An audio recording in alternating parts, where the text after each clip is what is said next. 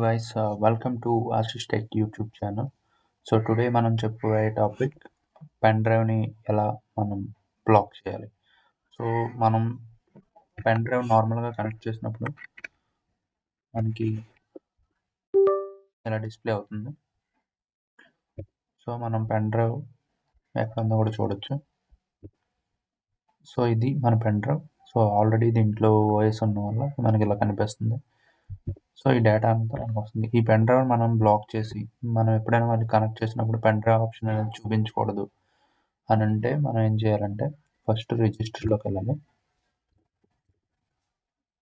So ఇది register editor.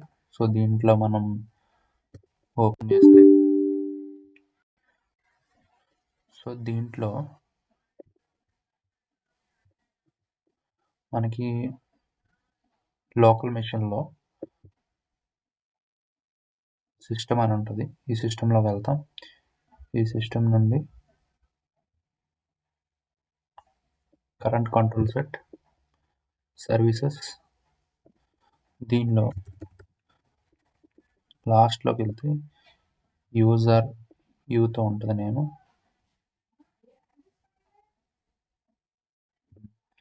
USB store అని ఉంది కదా, దీనిలోకి వెళ్ళిన తర్వాత ఇందులో స్టార్ట్ అని ఉంటుంది. ఈ స్టార్ట్ని మనం ఓపెన్ చేస్తే ఇక్కడ వాల్యూ అనేది 3 ఉంది. సో ఈ 3 ఉన్నప్పుడు మనకి పెన్ డ్రైవ్ అనేది పనిచేస్తుంది. దీన్ని మనం 4 చేసామంటే పెన్ డ్రైవ్ అనేది డిసేబుల్ అవుతుంది. సో మనం ఇప్పుడు 4 పెట్టాం కాబట్టి ఒకసారి చెక్ చేసి చూద్దాం. So right now pen drive అనేది మనకి ఎనేబుల్ కండిషన్లో చూపిస్తుంది.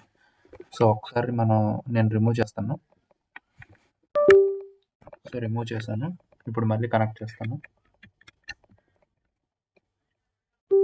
సో కనెక్ట్ చేశాను కానీ మనకి సౌండ్ అయితే బ్యాక్ ఎండ్ నుండి సౌండ్ వచ్చింది కనెక్ట్ చేసినట్టుగా, కానీ మనకి ఇక్కడ పెన్ డ్రైవ్ అనేది డిస్ప్లే అవ్వట్లేదు.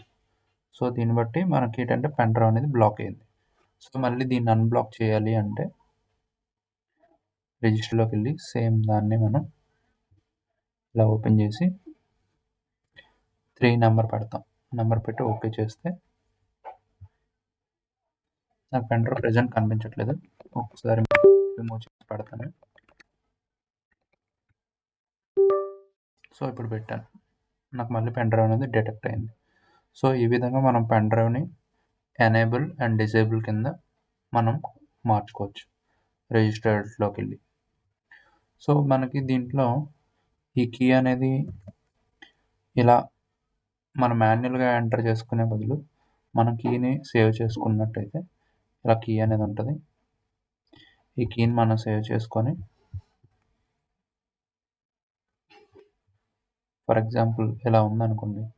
సో ఈ టైంలో మనం ఇక్కడ కీ అనేది ఇలా డైరెక్ట్గా ఈ మనం అడ్రస్ అనేది మనం డైరెక్ట్గా ఎంటర్ చేస్తే ఆటోమేటిక్గా ఆ పేజ్కి వచ్చేస్తాం. సో ఇది నేను డిస్క్రిప్షన్లో ఇస్తాను. మీరు కావాలంటే దీన్ని కాపీ చేసుకొని డైరెక్ట్గా ఇలా ఓపెన్ చేసుకోవచ్చు.